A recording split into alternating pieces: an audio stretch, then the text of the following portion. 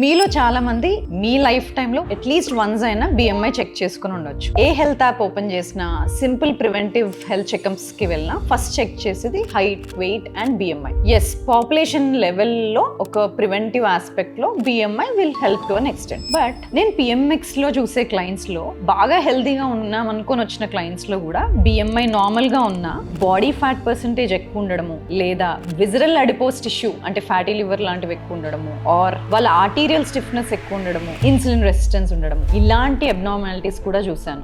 Are for some people BMI normal ఉండి more than 3 abnormalities ఉన్న వాళ్ళు కూడా ఉన్నారు. సో అల్టిమేట్లీ బిఎంఐ ఒక పాపులేషన్ మెట్రిక్. ఓకే, పాపులేషన్ లెవెల్లో స్క్రీన్ చేయడానికి బాగుంటది, ఒబేసిటీ గ్రేడ్ 1, గ్రేడ్ 2, గ్రేడ్ 3 ఏంటి, ఓవర్ వెయిట్ ఏంటి అని. But people who are in normal weight category and overweight category, వీళ్ళల్లో ఈ నార్మల్ బిఎంఐ అనేది బాడీ కంపోజిషన్ ని డిఫైన్ చేయదు. బాడీ ఫ్యాట్ పర్సెంటేజ్ ఎంత, లీన్ మాస్ ఎంత, మెటబాలిజం లో ఇష్యూస్ ఉన్నాయా, ఇంటర్నల్ హెల్త్ ఎలా ఉంది, ఏది డిఫైన్ చేయదు. హెల్తీగా ఏజ్ అవ్వాలనుకుంటున్న వాళ్ళు, ప్రివెంటివ్ హెల్త్ పైన ఫోకస్ చేసే వాళ్ళు, వెయిట్ లాస్ జర్నీలో ఉండేవాళ్ళు, ఆర్ జిమ్ కి వెళ్తున్న వాళ్ళు, వీళ్ళందరూ if they are tracking BMI, it could be one of the most strong metrics. ఎందుకు బిఎంఐ రైట్ మెట్రిక్ కాదు? బాడీ కంపోజిషన్ ట్రాక్ చేసుకోవాలంటే చూసుకోవాల్సిన టాప్ మెట్రిక్ ఏంటి, బిఎంఐ నార్మల్ గా ఉన్న ఇంటర్నల్ గా ఉండే అబ్నార్మాలిటీస్ ఏముండొచ్చు, ఇవన్నీ డీటెయిల్డ్ గా ఎక్స్ప్లెయిన్ చేస్తూ నేను ఒక లాంగ్ ఫామ్ వీడియో డాక్టర్ సమతాతుల్లా యూట్యూబ్ ఛానల్లో చేశాను. Please go and check it out.